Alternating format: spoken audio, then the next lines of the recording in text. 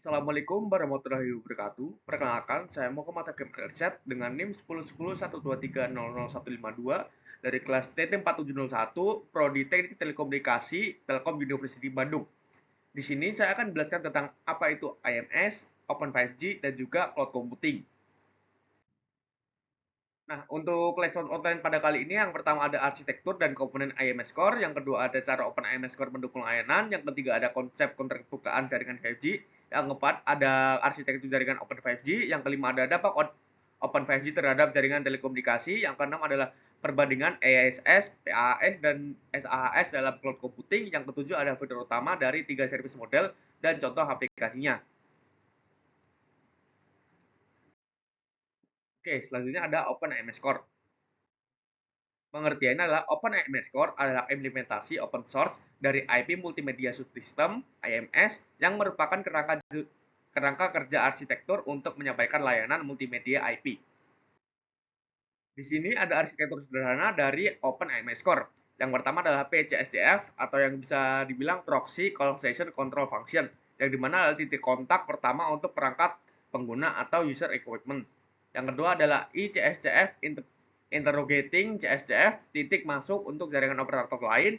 Yang ketiga adalah SCSCF Serving CSCF menangani registrasi dan kontrol sesi. Yang kedua adalah HSS Home Subscriber Server, yang dimana database utama yang menyimpan profil pelanggan, lalu menyimpan informasi autentikasi dan otorisasi, mengelola lokasi pengguna. Nah, lalu bagaimana Open IMS Core mendukung layanan? Yang pertama adalah mendukung multimedia voice over IP, yaitu mendukung panggilan suara berkualitas tinggi dan juga kodek berbeda seperti G711 dan G729. Lalu yang kedua ada manajemen sesi, session initiation protocol, yang dimana mengatur pembentukan sesi, modifikasi parameter sesi, dan juga pemutusan sesi. Lalu yang ketiga ada integrasi layanan, Rich Communication Service, RCS, yaitu mendukung file sharing, location sharing, dan juga video sharing. Yang keempat adalah mekanisme kontrol mendukung authentication dan authorization, yang dimana verifikasi identitas pengguna dan kontrol aksès layanan dilakukan oleh Open IMS Core. Yang kelima adalah interoperabilitas, yang dimana dia mendukung multiple device yang mensupport smartphone, tablet, dan juga desktop client. Lalu selanjutnya ada Open 5G. Di mana pengertiannya sendiri adalah proyek sumber terbuka canggih yang dirancang untuk membangun dan mengelola jaringan seluler NR atau LTE Anda sendiri. Baik Anda menyiapkan jaringan pribadi untuk pengujian, penelitian, atau penerapan. Open 5GS menawarkan solusi yang tangguh untuk mengkonfigurasi jaringan 5G dan LTE yang telah berevolusi. Konsep keterbukaan jaringan 5G sendiri, pendekatan yang memungkinkan implementasi infrastruktur jaringan 5G menggunakan standar terbuka dan komponen yang dapat diinteroperasikan dari berbagai vendor. Pendekatan ini memecah monopoli vendor tradisional dengan memungkinkan operator untuk memilih dan menggabungkan perangkat keras dan perangkat lunak dari berbagai pemasok, sambil tetap menjaga kompatibilitas melalui standar interface yang terbuka.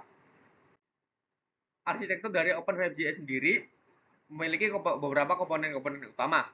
Yang pertama adalah EMF, Access and Mobility Management Function. Yang kedua adalah SMF, Session Management Function. Yang ketiga ada UPF, User Plan Function. Yang keempat adalah AUSF, Authentication Server Function. Yang kelima ada UDM, Unified Data Management. Yang keenam ada BCF, Policy Control Function. Yang ketujuh ada NRF, Network Repository Function. Yang kedelapan ada NSSF, yaitu Network/Selection Function.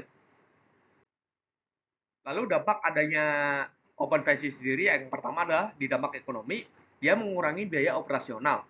Lalu yang kedua ada dampak teknologi, dia mendukung percepatan inovasi, lalu peningkatan interoperabilitas. Lalu yang ketiga ada dampak operasional, yang dimana dia mendukung manajemen jaringan, yang dimana otomatisasi lebih mudah, monitoring real time, dan juga troubleshooting lebih efektif. Yang keempat ada di dampak kompetisi, dia membuka persaingan sehat, yang dimana kompetisi ini berbasis inovasi. Lalu yang kelima ada dampak pada kualitas layanan, yang dimana dia menjadi meningkatkan performa, yaitu latensi lebih rendah, bandwidth yang lebih tinggi, dan juga reliabilitas yang meningkat.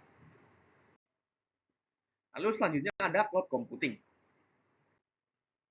Pengertiannya sendiri adalah merupakan sebuah sistem informasi yang memungkinkan kemudahan akses kepada komponen sumber daya seperti server, aplikasi, dan database melalui jaringan internet. Dengan menggunakan sistem ini, sumber daya akan disimpan dan dikelola di pusat data yang terhubung dengan internet. Nah, perbandingannya sendiri, yang pertama ada IaaS, PaaS, dan juga SaaS. IaaS, Infrastructure as a Service. Model IaaS memungkinkan untuk tidak perlu memiliki hardware komputer, selama Anda memahami tentang bagaimana mengelola software komputer, sistem jaringan database, situs atau aplikasi Anda bisa berjalan dengan lancar. Lalu selanjutnya ada PaaS, Platform as a Service. Dalam model PaaS, penyedia layanan cloud menyediakan berbagai komponen sumber daya seperti server, database, dan komponen pendukung lainnya yang dibutuhkan untuk membangun aplikasi. Lalu selanjutnya ada SaaS, Software as a Service. Penyedia layanan memiliki peran untuk memelihara dan mengelola hardware, aplikasi, situs, dan infrastruktur sebuah sistem. Selain itu, jenis cloud ini juga bertanggung jawab untuk menyediakan pembaruan dan pemeliharaan keamanan untuk user. Nah, perbandingan sendiri bisa dilihat sebagai tabel berikut. Untuk IaaS, Anda dapat mengatur application, runtime, security, and integration, dan juga database. Namun untuk vendor sendiri dapat mengatur server, virtualization, server, server HV, storage, networking. Untuk PaaS, Anda hanya dapat mengatur application. Lalu untuk software, seluruh bagian dari cloud akan diatur oleh vendor. Lalu fitur utama. Untuk KAS sendiri, fitur utamanya penyediaan sumber daya komputasi dasar, kontrol penuh atas infrastruktur, dan skalabilitas sumber daya. Contohnya sendiri adalah Google Computing Engine, Microsoft Azure, dan juga Amazon EC2. Selanjutnya ada PaaS, fitur utamanya adalah platform pengembangan dan deployment. Contoh aplikasinya adalah Google App Engine, AWS Elastic Beanstalk, dan juga Red Hat OpenShift. Lalu SaaS, fitur utamanya adalah aplikasi siap pakai, akses berbasis web, automatic updates. Untuk contoh aplikasinya sendiri adalah Google Workspace seperti Gmail, Docs, dan Drive. Untuk selanjutnya ada Microsoft 365 yaitu Office Online, lalu selanjutnya ada Dropbox dan juga Zoom. Sekian dari saya, apabila ada salah kata saya mohon maaf. Saya akhiri. Wassalamualaikum warahmatullahi wabarakatuh.